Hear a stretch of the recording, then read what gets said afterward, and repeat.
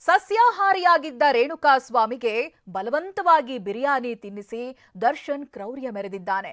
ಮಾಂಸವನ್ನ ಉಗುಳಿದ್ದಕ್ಕೆ ಬೂಟಿನಿಂದ ಒದ್ದು ವಿಕೃತಿ ಮೆರೆದಿದ್ದಾನೆ. ಈ ಹಿಂದೆ ತಾನೇ ಹೇಳದಂತೆಯೇ ಕೊಲೆ ಮಾಡಿ ಜೈಲು ಸೇರಿದ್ದಾನೆ. ಇದೆಲ್ಲವನ್ನು ನೋಡೋಣ ಮಣ್ಣು ತಿಂದ ರಹಸ್ಯ ನ್ಯೂಸ್ ಎಕ್ಸ್‌ಪ್ರೆಸ್‌ನಲ್ಲಿ. ಸಸ್ಯಾಹಾರಿಯಾಗಿದ್ದ ರೇಣುಕಾಸ್ವಾಮಿಗೆ ದರ್ಶನ್ ಬಲವಂತವಾಗಿ ಬಿರಿಯಾನಿ ತಿನ್ನಿಸಿ ವಿಕೃತಿ ಮೆರೆದಿದ್ದಾನೆ. ರೇಣುಕಾಸ್ವಾಮಿ ಕಟ್ಟಿಹಾಕಿ ಡಿ ಗ್ಯಾಂಗ್ ಮಾಂಸದೂಟ ಕೊಟ್ಟಿದೆ. ಒಂದು ತುತ್ತು ಬಿರಿಯಾನಿ ತಿನ್ನುತ್ತಲೇ ರೇಣುಕಾಸ್ವಾಮಿ ಉಗುಳಿದ್ದಾನೆ. ಅನ್ನ ಉಗುಳ್ತೀಯ ಮಗನೆ ಅಂತ ದಾಸ ಬೈದಿದ್ದಾನೆ. ಅಲ್ಲದೆ ತಾನು ಧರಿಸಿದ್ದ ಶೂನಿಂದ ಒದ್ದು ವಿಕೃತಿ ಮೆರೆದಿದ್ದಾನೆ. ಇದೆಲ್ಲವೂ ಚಾರ್ಜ್ ಶೀಟ್ನಲ್ಲಿ ಉಲ್ಲೇಖವಾಗಿದೆ.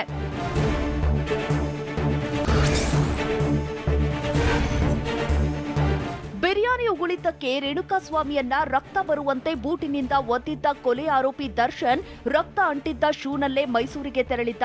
ಮೈಸೂರಿನ ಹೋಟೆಲ್ನಲ್ಲಿಯೇ ದರ್ಶನನ್ನ ಪೊಲೀಸರು ಅರೆಸ್ಟ್ ಮಾಡಿದ್ರು. ಬಂಧನದ ವೇಳೆ ಕರಿಯ ಬೇರೆ ಶೂ ಧರಿಸಿ ಬಂದಿದ್ದ. ಮೊದಲು ತಾನು ಹಾಕಿದ್ದ ಶೂ ಬಟ್ಟೆ ಪ್ಯಾಕ್ ಮಾಡಿ ಪತ್ನಿ ಮನೆಗೆ ಕಳಿಸಿದ್ದ. ಇತ್ತ ಬೆಂಗಳೂರಿನ ಪಶ್ಚಿಮ ವಿಭಾಗ ಪೊಲೀಸರು ಪತ್ನಿ ವಿಜಯಲಕ್ಷ್ಮಿ ಮನೆಗೆ ತೆರಳಿ ಶೂ ಬಟ್ಟೆ ಜಪ್ತಿ ಮಾಡಿ ಎಫ್ಎಸ್ಎಲ್ಗೆ ಕಳುಹಿಸಿದ್ರು. ಬಟ್ಟೆ ವಾಶ್ ಮಾಡಿದ್ರಿಂದ ಕೆಮಿಕಲ್ ಮೂಲಕ ರಕ್ತ ಪತ್ತೆ ಹಚ್ಚಲಾಗಿದೆ. ಇನ್ನು ಶೂಗೆ ಅಂಟಿದ್ದ ರಕ್ತಕ್ಕೂ ರೇಣುಕಾಸ್ವಾಮಿ ಡಿಎನ್ಎಗೂ ಮ್ಯಾಚ್ ಆಗಿದೆ.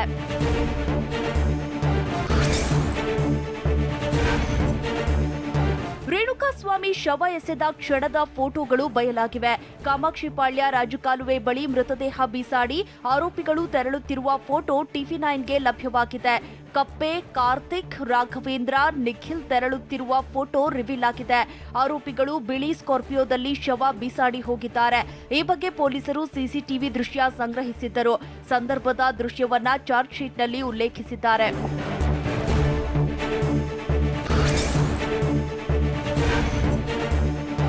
ಕೊಲೆ ಆರೋಪಿ ದರ್ಶನ್ ಪೊಗರು ಇದೇ ಮೊದಲೇನಲ್ಲ. 8 ತಿಂಗಳ ಹಿಂದೆ ಸಾಕು ನಾಯಿ ಕಚ್ಚಿದ ಪ್ರಕರಣದಲ್ಲಿ ದರ್ಶನ್ ಮೇಲೆ ಎಫ್ಐಆರ್ ದಾಖಲಾಗಿತ್ತು. ಆಗ ನೋಟಿಸ್ ಕೊಡೋದಕ್ಕೆ ದರ್ಶನ್ ಮನೆಗೆ ಬಂದಿದ್ದ ಆರ್ಆರ್ ನಗರ ಇನ್ಸ್ಪೆಕ್ಟರ್ ಮುಂದೆಯೇ ಪೊರ್ಕಿ ದರ್ಪ ತೋರಿದ್ದ. ನಾನೇನ್ ಕೊಲೆ ಮಾಡಿದ್ದೀನಾ? ಮನೆವರೆಗೂ ಬಂದಿದ್ದೀರಾ? ಸುಮ್ನಿರಿ, ನಾನೇ ಕೊಲೆ ಮಾಡಿ ಠಾಣೆಗೆ ಬಂದು ಕೂತ್ಕೊಳ್ತೀನಿ ಅಂತ ದರ್ಶನ್ ಹೇಳಿದ್ದ.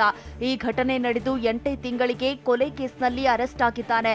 ತಾನೇ ಹೇಳಿದಂತೆ ಕೊಲೆ ಮಾಡಿಯೇ ಜೈಲು ಪಾಲಾಗಿದ್ದಾನೆ.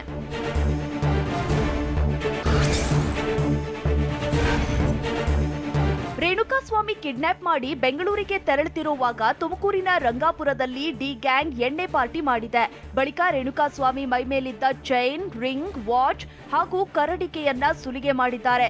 ಮದ್ಯ ಖರೀದಿಸಿದ್ದ ಬಾರ್ನ ಸಿಸಿಟಿವಿಯನ್ನ ಕೂಡ ಪೊಲೀಸರು ವಶಕ್ಕೆ ಪಡೆದಿದ್ರು.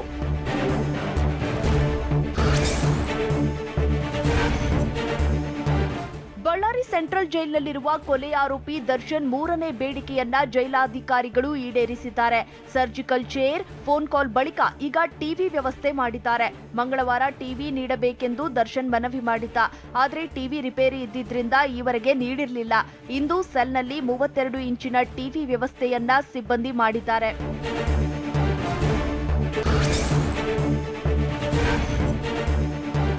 ಬಳ್ಳಾರಿ ಸೆಂಟ್ರಲ್ ಜೈಲಿನಲ್ಲಿರೋ ಕೊಲೆ ಆರೋಪಿ ದರ್ಶನ್ಗೆ ತಣ್ಣೀರು ಸ್ನಾನವೇ ಗತಿಯಾಗಿದೆ.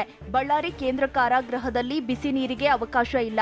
ಹೀಗಾಗಿ ಕಳೆದ 9 ದಿನಗಳಿಂದ ದಾಸ ತಣ್ಣೀರು ಸ್ನಾನ ಮಾಡ್ತಿದ್ದಾನೆ. ಜೈಲಿನ ವಾಸ್ತವತೆ ಅರಿಯುತ್ತಿದ್ದಾನೆ.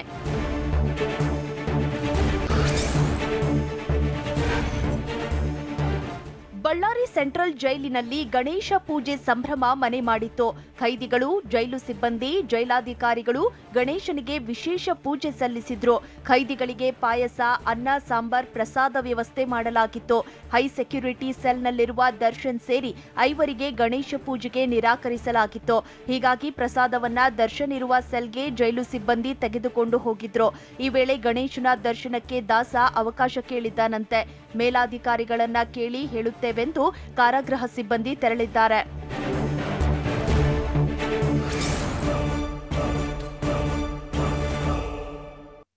ಹಗರಣ ಡೈವರ್ಟ್ ಮಾಡಲು ದರ್ಶನ್ ಫೋಟೋ ರಿಲೀಸ್ ಎಂಬ ಜೋಶಿ ಹೇಳಿಕೆಗೆ ಕೈಕಲಿಗಳು ಕೆರಳಿದ್ದಾರೆ. ಇದು ಮೂರ್ಖತನದ ಪರಮಾವಧಿ ಅಂತ ಕಿಡಿಕಾರಿದ್ದಾರೆ. ಇದೆಲ್ಲವನ್ನು ನೋಡೋಣ ಫೋಟೋ ಪಾಲಿಟಿಕ್ಸ್ ನ್ಯೂಸ್ ಎಕ್ಸ್‌ಪ್ರೆಸ್‌ನಲ್ಲಿ. ದರ್ಶನ್ ವಿಚಾರ ಹಾಗೂ ಮುಡಾ ಆರೋಪದ ವಿಚಾರ ಬಿಡಿ ಅಂತ ಡಿಸಿಎಂ ಡಿಕೆ ಹೇಳಿದ್ದಾರೆ. ಬೆಂಗಳೂರಲ್ಲಿ ಮಾತನಾಡಿದ ಡಿಕೆ ಮಹದಾಯಿ ವಿಚಾರದಲ್ಲಿ ಏನು ತೊಂದರೆ ಆಗಿದೆ, ಮಹದಾಯಿ ಯೋಜನೆಗೆ ಅನುಮತಿ ಕೊಡಿಸ್ರಪ್ಪ ಅಂತ ವಾಗ್ದಾಳಿ ನಡೆಸಿದ್ದಾರೆ. ಇದೆಲ್ಲ ಬಿಡಿ, ಯಾವುದು ದರ್ಶನ್ ವಿಚಾರ ಮೂಡ ವಿಚಾರ ಬಿಡಿ, ಈಗ ಮಾದಾಯಿ ವಿಚಾರ ಏನು ನಮ್ಗೆ ತೊಂದರೆ ಆಗಿದೆ ಅದಕ್ಕೊಂದು ಪರ್ಮಿಷನ್ ಕೊಡಿಸ್ರಪ್ಪ. ಹಗರಣದ ಚರ್ಚೆ ಆಗಬಾರ್ದೆಂದು ದರ್ಶನ್ ಫೋಟೋ ರಿಲೀಸ್ ಮಾಡಲಾಗಿದೆ ಎಂಬ ಜೋಶಿ ಆರೋಪಕ್ಕೆ ಪ್ರಿಯಾಂಕರ್ಗೆ ತಿರುಗೇಟು ಕೊಟ್ಟಿದ್ದಾರೆ. ವಿಷಯ ಡೈವರ್ಟ್ ಮಾಡೋದಿದ್ರೆ ಅವರ ನಾಯಕರ ಸಿಡಿ ಇತ್ತಲ್ಲ ಅಂತ ಬಾಂಬ್ ಸಿಡಿಸಿದ್ದಾರೆ.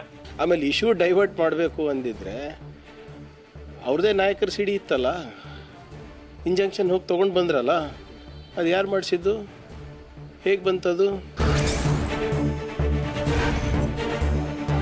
ದರ್ಶನ್ ಫೋಟೋ ರಿಲೀಸ್ ಮಾಡಿ ಮುಡಾ ವಿಚಾರ ಡೈವರ್ಟ್ ಅನ್ನೋದು ಮೂರ್ಖತನದ ಪರಮಾವಧಿ ಅಂತ ಎಂಬಿ ಪಾಟೀಲ್ ವಾಗ್ದಾಳಿ ನಡೆಸಿದ್ದಾರೆ.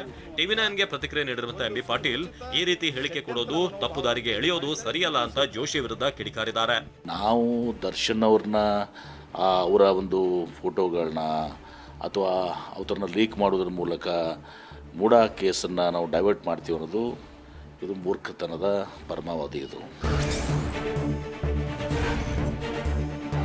ಸರ್ಕಾರ ದರ್ಶನ್ ಫೋಟೋ ರಿಲೀಸ್ ಮಾಡೋದಿಲ್ಲ ಅಂತ ಸಚಿವ ಕೆಎಚ್ ಮುನಿಯಪ್ಪ ಹೇಳಿದ್ದಾರೆ. ಟಿವಿ9 ಜೊತೆ ಮಾತನಾಡಿದ ಮುನಿಯಪ್ಪ ಈ ವಿಚಾರದಲ್ಲಿ ಸರ್ಕಾರ ಸಿಎಂ ಸಿದ್ದರಾಮಯ್ಯ ಪಾತ್ರ ಇಲ್ಲ ಅಂತ ಜೋಶಿ ವಿರುದ್ಧ ಕೆಂಡ ಕಾರಿದ್ದಾರೆ. ಇಂತಿತ್ತು ಅನ್ಯಾಯ ಆಗಿದೆ ಅಂತ ಆ ಕೆಲಸ ನಮ್ದೇನಿದ್ರು ಜವಾಬ್ದಾರಿ ಕೊಡೋದು, ಆ ಕೆಲಸ ಜವಾಬ್ದಾರಿ ಕೊಟ್ಟಿದ್ದೀವಿ, ಆ ಜವಾಬ್ದಾರಿಯನ್ನು ಮಾಡ್ತಾ ಇದ್ದಾರೆ. ಇಲ್ಲಿ ಸರ್ಕಾರದ ಪಾತ್ರ ಆಗಲಿ ಮುಖ್ಯಮಂತ್ರಿಗಳ ಪಾತ್ರ ಇಲ್ಲ, ವೆರಿ ಕ್ಲಿಯರ್. ಮುಡಾ ಆರೋಪಕ್ಕೆ ಕೋರ್ಟ್ನಲ್ಲಿ ಎಲ್ಲವೂ ಗೊತ್ತಾಗುತ್ತೆ ಅಂತ ಎಂಬಿ ಪಾಟೀಲ್ ಹೇಳಿದ್ದಾರೆ. ಬೆಂಗಳೂರಿನಲ್ಲಿ ಟಿವಿ9ಗೆ ಪ್ರತಿಕ್ರಿಯಿಸಿ ನಿವೇಶನ ಹಂಚಿಕೆ ವಿಚಾರದಲ್ಲಿ ಮುಡಾ ಕೂಡ ತಪ್ಪು ಮಾಡಿದೆ ಎಂದಿದ್ದಾರೆ. ಇಲ್ಲಿಗಲ್ ಆಗಿರೋದನ್ನ ಅದನ್ನು ತೆಗೆದುಕೊಂಡು ಅತಿಕ್ರಮಣ ಮಾಡಿ ಅದನ್ನು ತೆಗೆದುಕೊಂಡು ಕಾನೂನು ಬಾಹಿರದನ್ನು ತೆಗೆದುಕೊಂಡು ಡೆವಲಪ್ ಮಾಡಿ ಸಾಹೇಬ್ ಮಾರಾಟ ಕೂಡ ಮಾಡಿಬಿಟ್ಟಿದ್ದಾರೆ. ತಪ್ಪು ಯಾರ್ದಾಗ ಮೂಲ? ನಾವು ಯಾರು ಪ್ರಶ್ನೆ ಮಾಡ್ತಾರೆ, ಮೂಲ ಮೂಡ ತಪ್ಪು, ತದನಂತರ ಹಂಚಿಕೆ ಯಾರಿಂದಾಗಿದೆ? ಸಿಎಂ ವಿರುದ್ಧ ದೂರು ಬಂದ ದಿನವೇ ರಾಜ್ಯಪಾಲರು ನೋಟಿಸ್ ನೀಡ್ತಾರೆ ಅಂತ ಕೆಎಚ್ ಮುನಿಯಪ್ಪ ಹೇಳಿದ್ದಾರೆ. ಈ ಬಗ್ಗೆ ಟಿವಿ9 ಜೊತೆ ಮಾತನಾಡಿದ ಸಚಿವ ಉಳಿದ ಕೇಸ್ಗಳನ್ನ ಬಾಕಿ ಉಳಿಸಿದ್ದು ಯಾಕೆ, ಇದು ರಾಜಕೀಯ ದುರುದ್ದೇಶ ಅಂತ ವಾಗ್ದಾಳಿ ನಡೆಸಿದ್ದಾರೆ. ಮಾನ್ಯ ಮುಖ್ಯಮಂತ್ರಿಗಳು ಮೇಲೆ ಒಂದು ಅರ್ಜಿ ಬಂದದೆ ಅಂದ ತಕ್ಷಣ ನೀವು 26 ಅದೇ ದಿನ ನೀವು ನೋಟಿಸ್ ಕೊಡ್ತೀರಿ. ನಿಮ್ಗೆ ಅಷ್ಟು ಕಾತರ ಇದ್ದರೆ ನ್ಯಾಯ ಕೊಡಬೇಕಂದ್ರೆ ನಿಮ್ಮ ಹತ್ರ ಉಳಿದಿರೋ ಕೇಸ್ಗಳನ್ನ ಯಾಕೆ ಪೆಂಡಿಂಗ್ ಇಟ್ಟಿದ್ದೀರಿ? ಕೋವಿಡ್ ಸಂದರ್ಭದಲ್ಲಿ ಸಾವಿರಾರು ಕೋಟಿ ಲೂಟಿ ಮಾಡಿದ್ದಾರೆ ಅಂತ ಸಚಿವ ಎಂಬಿ ಪಾಟೀಲ್ ಹೇಳಿದ್ದಾರೆ. ಬೆಂಗಳೂರಲ್ಲಿ ಪ್ರತಿಕ್ರಿಯಿಸಿದ ಸಚಿವ ಬೆಡ್ ಪಿಪಿಇ ಕಿಟ್ ಖರೀದಿ ಹೆಸರಿನಲ್ಲಿ ಲೂಟಿ ಮಾಡಿದ್ದಾರೆ, ಸಾವಿರಾರು ಕೋಟಿ ಲೂಟಿ ಮಾಡಿದ ಬಗ್ಗೆ ಪ್ರಶ್ನೆ ಮಾಡಬಾರ್ದಾ ಅಂತ ಕೇಳಿದ್ದಾರೆ. ಅಂಥ ಸಂದರ್ಭದಲ್ಲಿ ನಾವು ಜನರ ರಕ್ತವನ್ನು ಹೀರುವಂಥ ಕೆಲಸ ಆಗಬಾರ್ದು. ಸಾವು ಬದುಕಿನ ಹೋರಾಟದಲ್ಲಿ ನಾವು ಈ ರೀತಿ ಅಕ್ರಮ ಮಾಡುವುದು ಭಾಳ ದೊಡ್ಡ ತಪ್ಪು. ಅದನ್ನು ತನಿಖೆ ಆಗಬಾರ್ದಾ? ಎತ್ತಿನಹೊಳೆ ಯೋಜನೆಯನ್ನ ಗಂಭೀರವಾಗಿ ತೆಗೆದುಕೊಂಡಿದ್ವು ಅಂತ ಡಿಸಿಎಂ ಡಿಕೆ ಹೇಳಿದ್ದಾರೆ. ಬೆಂಗಳೂರಲ್ಲಿ ಮಾತನಾಡಿದ ಡಿಕೆ ಕೇಂದ್ರದಿಂದ 5,300 ಕೋಟಿ ಹಣ ಬರಬೇಕಿತ್ತು, ಇನ್ನೂ ಬಂದಿಲ್ಲ. ಈ ಸಂಬಂಧ ಸಿಎಂ ಜೊತೆ ಚರ್ಚೆ ಮಾಡಿ ಮುಂದಿನ ನಿರ್ಧಾರ ಅಂತ ಹೇಳಿದ್ದಾರೆ. ಈ ಎತ್ತಿನಹೊಳೆ ಯೋಜನೆ ಭಾಳ ಚಾಲೆಂಜಿಂಗ್ ಆಗಿ ತೆಗೆದುಕೊಂಡಿದೆ. ಯಾಕೆಂದರೆ ಕಳೆದ 3 ವರ್ಷ ಏನು BJP ಗೌರ್ಮೆಂಟ್ ಇತ್ತು ಅದು ಸ್ಟ್ಯಾಂಡ್ ಸ್ಟಿಲ್ ಆಗಿತ್ತು. ಹೆಚ್ಚುವರಿ ಅಕ್ಕಿಗೆ ಹಣದ ಬದಲು ಫುಡ್ ಕಿಟ್ ನೀಡುವ ವಿಚಾರಕ್ಕೆ ಆಹಾರ ಸಚಿವ ಮುನಿಯಪ್ಪ ಪ್ರತಿಕ್ರಿಯಿಸಿದ್ದಾರೆ. ಬೆಂಗಳೂರಿನಲ್ಲಿ ಟಿವಿ9 ಜೊತೆ ಮಾತನಾಡಿದ ಮುನಿಯಪ್ಪ ಬಿಪಿಎಲ್ ಕಾರ್ಡ್ ಪರಿಶೀಲನೆ ನಂತರ ತೀರ್ಮಾನ ಮಾಡ್ತೇವೆ ಅಂತ ಹೇಳಿದ್ರು. BPL ಅನರ್ಹರಿರ್ತಾರಲ್ಲ ಅವ್ರನ್ನ APLಗೆ ಹೋಗ್ತಾರೆ. ಉಳಿದಂಥದ್ದಕ್ಕೆ ಕರೆಕ್ಟಾಗಿ ಏನೇನು ಕೊಡಬೇಕು ಅಂತ ನೆಕ್ಸ್ಟ್ ತೀರ್ಮಾನ ತಗೊಳ್ಳೋಣ. ಮೊದಲು ಪರಿಷ್ಕರಣೆ ಆಗಲಿ ಅಂತ ಆಗಿದೆ. ಪರಿಷ್ಕರಣೆ ಆದಮೇಲೆ ಮತ್ತೆ ಅದನ್ನು ತಗೊಳ್ತೀವಿ. ಕಲಬುರಗಿಯಲ್ಲಿ ಹಣವಂತರಿಗೆ ಗಾಳ ಹಾಕ್ತಿದ್ದ ಗ್ಯಾಂಗ್ ಅಂಧರಾಗಿದೆ. ಸಂತ್ರಸ್ತೆಯರಿಂದಲೇ ಬ್ಲಾಕ್ ಮೇಲ್ ಜಾಲ ಸಿಕ್ಬಿದ್ದಿದೆ.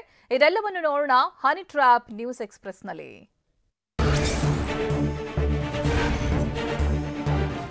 ಕಲಬುರಗಿಯಲ್ಲಿ ಅತಿದೊಡ್ಡ ಹನಿ ಟ್ರಾಪ್ ಗ್ಯಾಂಗ್ನ ಕಿಂಗ್ ಪಿನ್ ಒಬ್ಬ ಪೊಲೀಸರ ಕೆಡ್ಡಾಗಿ ಬಿದ್ದಿದ್ದಾನೆ. ಪೊಲೀಸರು, ಸರ್ಕಾರಿ ಅಧಿಕಾರಿಗಳು, ಉದ್ಯಮಿಗಳನ್ನೇ ಟ್ರಾಪ್ಗೆ ಬೀಳಿಸಿ ಲಕ್ಷ ಪೀಕುತ್ತಿದ್ದ ಖತರ್ನಾಕ್ಗಳ ಅಸಲಿ ಬಣ್ಣ ಬಯಲಾಗಿದೆ. ಯುವತಿಯರನ್ನ ಪುಸಲಾಯಿಸಿ ತಮ್ಮ ಬೇಳೆ ಬೇಯಿಸಿಕೊಳ್ಳುತ್ತಿದ್ದ ಕಿಡಿಗೇಡಿಗಳಿಗೆ ಬಂಧನದ ಭೀತಿ ಎದುರಾಗಿದ್ದು, ಕಿಂಗ್ ಪಿನ್ ಒಬ್ಬ ಈಗಾಗಲೇ ಪೊಲೀಸರ ಕೈಯಲ್ಲಿ ಲಾಕ್ ಆಗಿದ್ದಾನೆ.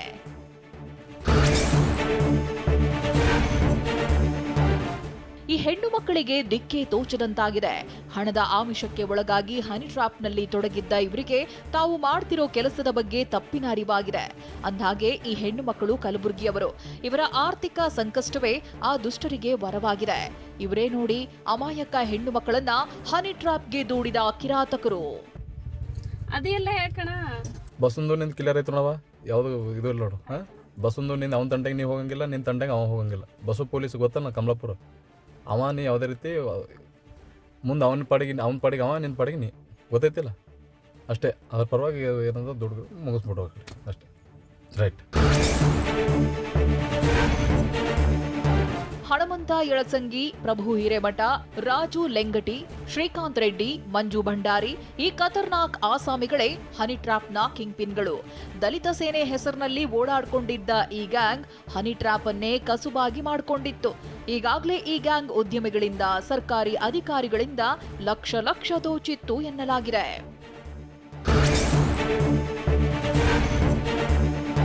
ಸರ್ಕಾರಿ ಉದ್ಯಮಿಗಳಿಗೆ ಸುಖದ ರುಚಿ ತೋರಿಸಿ ಬಳಿಕ ಟ್ರಾಪ್ಗೆ ಬೀಳಿಸಿ ಹಣ ವಸೂಲಿ ಮಾಡುತ್ತಿದ್ದ ಈ ಗ್ಯಾಂಗ್ ಸೋಷಿಯಲ್ ಮೀಡಿಯಾದ ಮೂಲಕ ಪರಿಚಯವಾದ ಬಡ ಹೆಣ್ಣು ಮಕ್ಕಳನ್ನ ಬಲೆಗೆ ಬೀಳಿಸಿಕೊಳ್ಳುತ್ತಿತ್ತು. ಬಳಿಕ ಹೆಣ್ಣು ಮಕ್ಕಳಿಗೆ ಹಣದ ಆಮಿಷವೊಡ್ಡಿ ಹನಿ ಟ್ರಾಪ್ ಮಾಡಿಸಿ ಲಕ್ಷ ಹಣ ವಸೂಲಿ ಮಾಡುತ್ತಿತ್ತು.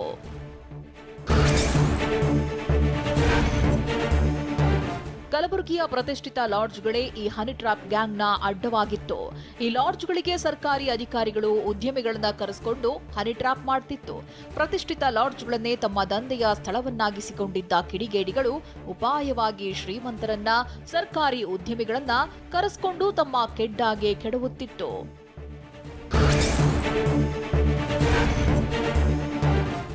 ಈ ಗ್ಯಾಂಗ್ ಕಾನ್ಸ್ಟೇಬಲ್ ಒಬ್ಬನನ್ನ ಕೂಡ ತಮ್ಮ ಉರುಳಿಗೆ ಬೀಳಿಸಿತ್ತು. ಕಮಲಾಪುರ ಠಾಣೆ ಕಾನ್ಸ್ಟೇಬಲ್ಗೆ ಬ್ಲಾಕ್ ಮೇಲ್ ಮಾಡಿ 7 ಲಕ್ಷ ವಸೂಲಿ ಮಾಡಿತ್ತು. ಹನಿ ಟ್ರಾಪ್ಗೆ ಬಿದ್ದ ಮತ್ತೊಬ್ಬ ಉದ್ಯಮಿಯಿಂದ 40 ಲಕ್ಷ ರೂಪಾಯಿ ಬೇಕಿತ್ತು. ಹೀಗೆ ಹನಿ ಟ್ರಾಪ್ಗೆ ಬಿದ್ದ 10 ಹಲವು ಜನರಿಂದ ವಸೂಲಿ ಮಾಡಿದ ಈ ಗ್ಯಾಂಗ್ ಹಣ ನೀಡದೆ ವಂಚಿಸುತ್ತಿತ್ತು. ಸದ್ಯ 8 ಆರೋಪಿಗಳ ವಿರುದ್ಧ ಹನಿ ಟ್ರಾಪ್, ಅತ್ಯಾಚಾರ ಆರೋಪದಡಿ ಎಫ್ಐಆರ್ ದಾಖಲಾಗಿದೆ. ರಾಜು ಲೆಂಗಟಿ ಎಂಬಾತನನ್ನ ಅರೆಸ್ಟ್ ಮಾಡಿದ್ದಾರೆ.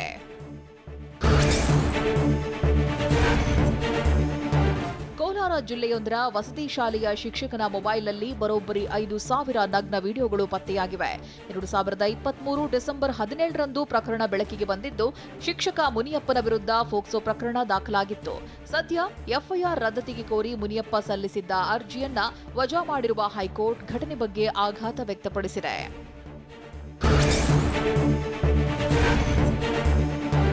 ವಸತಿ ಶಾಲೆ ಶಿಕ್ಷಕನ ಮೊಬೈಲ್ನಲ್ಲಿ 5,000 ನಗ್ನ ವಿಡಿಯೋ ಪತ್ತೆಯಾಗಿತ್ತು. ವಸತಿ ಶಾಲೆಯ ಹೆಣ್ಣು ಮಕ್ಕಳಿಗೆ ಸಂಬಂಧಿಸಿದ ವಿಡಿಯೋ, ಫೋಟೋ ಇದಾಗಿತ್ತು. ಸದ್ಯ ಎಫ್ಐಆರ್ ರದ್ದತಿ ಕೋರಿ ಶಿಕ್ಷಕ ಸಲ್ಲಿಸಿದ್ದ ಅರ್ಜಿ ವಜಾ ಮಾಡಿರುವ ಹೈಕೋರ್ಟ್ ಘಟನೆ ಬಗ್ಗೆ ಆಘಾತ ವ್ಯಕ್ತಪಡಿಸಿದೆ. ಮಕ್ಕಳಿಂದ ಶೌಚಗುಂಡಿ ಶುಚಿಗೊಳಿಸಿದ ಆರೋಪದಲ್ಲಿ ತನಿಖೆ ನಡೆಸಿದ ವೇಳೆ ಶಿಕ್ಷಕ ಮುಖವಾಡದಲ್ಲಿದ್ದ ಕಾಮುಕನ ಅಸಲಿ ಬಣ್ಣ ಬಯಲಾಗಿತ್ತು.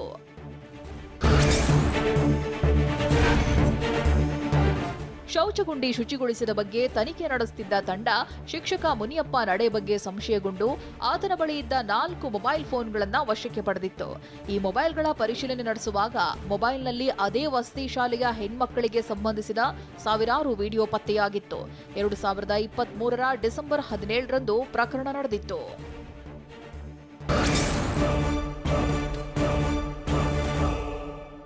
ಇವತ್ತು ಎಲ್ಲಿ ನೋಡಿದ್ರೂ ಗಣಪತಿ ಮೂರ್ತಿಗಳು ರಾರಾಜಿಸುತ್ತಿವೆ. ಗಣಪ ದೇಗುಲಗಳು ವಿಶೇಷ ಅಲಂಕಾರಗಳಿಂದ ಜಗಮಗಿಸುತ್ತಿವೆ. ಹುಣಸೆ ಬೀಜ, ಕರೆಗಡಬುಗಳ ವಿನಾಯಕನ ಮೂರ್ತಿಗಳು ಎಲ್ಲರ ಗಮನ ಸೆಳೆದವು.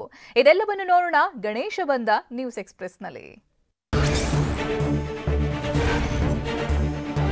ನಾಡಿನೆಲ್ಲೆಡೆ ಗಣೇಶ ಚತುರ್ಥಿ ಹಬ್ಬದ ಸಂಭ್ರಮ ಮನೆ ಮಾಡಿದೆ.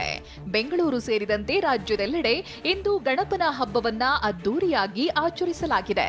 ದೇವಸ್ಥಾನಗಳಲ್ಲಿ ಬೆಳಗ್ಗೆಯಿಂದಲೇ ಪೂಜೆ ಪುನಸ್ಕಾರಗಳು ನಡೆದವು. ಹಲವೆಡೆ ಗಣೇಶನ ಮೂರ್ತಿಯನ್ನ ಪ್ರತಿಷ್ಠಾಪಿಸಿ ಪೂಜೆ ನೆರವೇರಿಸಲಾಯಿತು. ಕಲಾವಿದರ ಕೈಚೊಳಕದಲ್ಲಿ ಮೂಡಿ ಬಂದ ಬಗೆ ಬಗೆಯ ಗಣಪನ ಮೂರ್ತಿಗಳು ಕಣ್ಮನ ಸೆಳೆಯಿತು.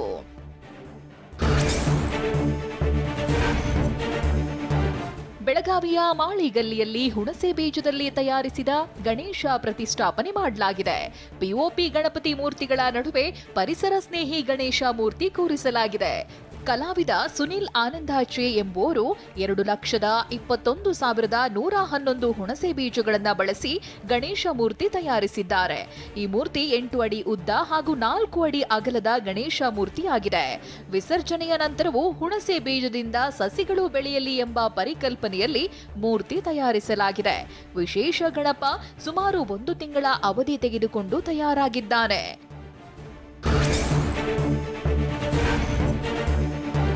ಕೋಲಾರದಲ್ಲಿ ಕರಿಗಡುಬು ಗಣೇಶನ ಅಲಂಕಾರ ಭಕ್ತರ ಕಣ್ಮನ ಸೆಳೆಯಿತು.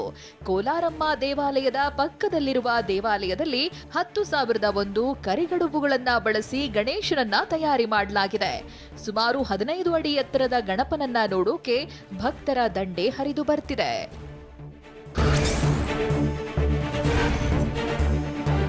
ಕೋಲಾರ ಜಿಲ್ಲೆ ಮುಳಬಾಗಿಲು ತಾಲೂಕಿನ ಕುರುಡುಮಲೆ ವಿನಾಯಕನ ದೇವಾಲಯದಲ್ಲಿ ವಿಶೇಷ ಪೂಜೆ ಸಲ್ಲಿಸಲಾಗಿದೆ. ತ್ರಿಮೂರ್ತಿಗಳು ಏಕಶಿಲಾ ಸಾಲಿಗ್ರಾಮ ಶಿಲೆಯ ವಿನಾಯಕ ಮೂರ್ತಿ ಸ್ಥಾಪಿಸಿರೋ ಪ್ರತೀತಿ ಇದೆ.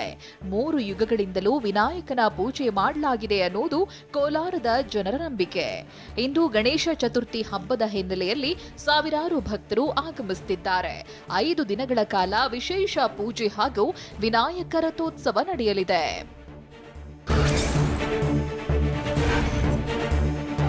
ಬಸವನಗುಡಿ ದೊಡ್ಡ ಗಣಪತಿ ದೇವಾಲಯದಲ್ಲಿ ಗಣಪನಿಗೆ ವಿಶೇಷ ಪೂಜೆ ಸಲ್ಲಿಸಲಾಗಿದೆ. ಮುಂಜಾನೆ 3 ಗಂಟೆಯಿಂದ ಗಣಪನಿಗೆ ವಿಶೇಷ ಪೂಜೆ ಶುರುವಾಗಿತ್ತು. ಬೆಳಗ್ಗೆ 5 ಗಂಟೆಗೆ ಗಣೇಶನಿಗೆ ಮಹಾಮಂಗಳಾರತಿ ನಡೆಯಿತು. ಗಣಪನಿಗೆ ಕ್ಷೀರಾಭಿಷೇಕ, ಮೊಸರು ಹಾಗೂ ಪಂಚಾಮೃತಾಭಿಷೇಕ ಮಾಡಲಾಯಿತು. ಅಭಿಷೇಕದ ಬಳಿಕ ದೇವರಿಗೆ ಬೆಳ್ಳಿ ಅಲಂಕಾರವನ್ನ ಮಾಡಲಾಗಿತ್ತು. ಭಕ್ತರು ಮುಂಜಾನೆಯಿಂದಲೇ ಸರತಿ ಸಾಲಿನಲ್ಲಿ ನಿಂತು ದರ್ಶನ ಪಡೆಯುತ್ತಿದ್ದಾರೆ.